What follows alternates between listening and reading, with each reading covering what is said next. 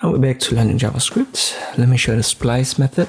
We've got our typical color array here, red to yellow, and now I add ARR, the name of the array.splice, and inside we have three values: x, y, z. X will be the index position where we want to put the new information. So let's say red is 0, green 1, and then we want to put it, so we have to use index 2. Y is the number of elements that we want to erase in this position.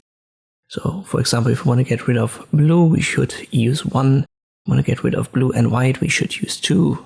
Blue, white, yellow would be 3. I'll make that 0 because I don't want to erase anything. And the Z value is what you want to put inside. Let me add brown, and there you go. We have red, green, 0 and 1 index, and then at index 2, we now have brown.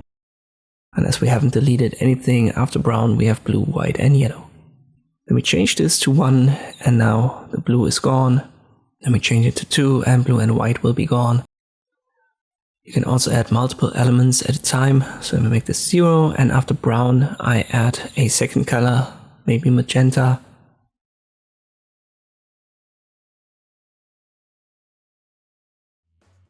And both colors are now in between green and blue. And this is how you can use the splice method in JavaScript. I hope this video was helpful. Thank you for watching, and I'll see you next time.